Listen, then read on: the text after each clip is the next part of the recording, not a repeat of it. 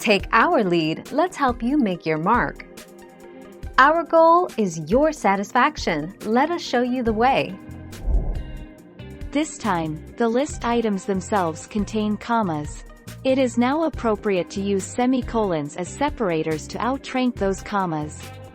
For example, I have been to Newcastle, Carlisle, and York in the north, Bristol, Exeter, and Portsmouth in the south, and Cromer, Norwich, and Lincoln in the east.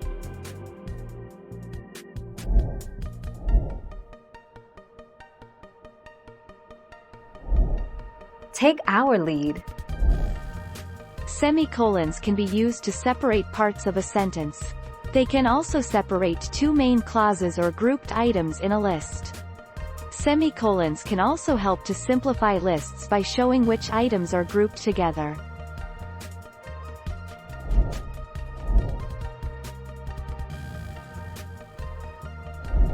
Make your mark, take our lead. The general rule is to use the semicolons as you would use commas with ordinary list items. I arrange X, coordinate Y, and write Z. I arrange interviews through phone and film, coordinate the editorial team's travel, and write blog posts, articles, and reviews of local London events.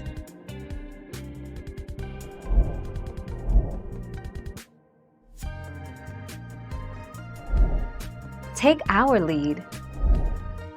When would you use semicolons in a list? Writing a list sounds simple, but there are several punctuation marks you need. Colons can introduce a list, while commas are used to separate items in a list.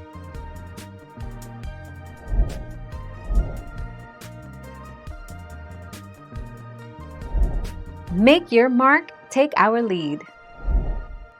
Items in lists are usually separated with commas.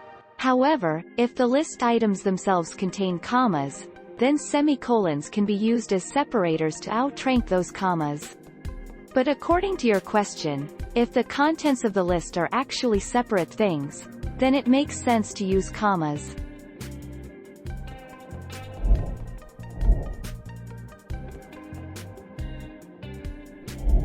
Make your mark, take our lead. Punctuation is used to separate the items in the list. The usual way of doing this is to place a comma after each item in the list. The school has a vegetable garden in which the children grow cabbages, onions, potatoes, and carrots.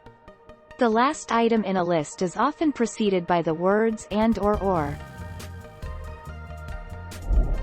Thank you for watching. Please subscribe and hit the bell notification.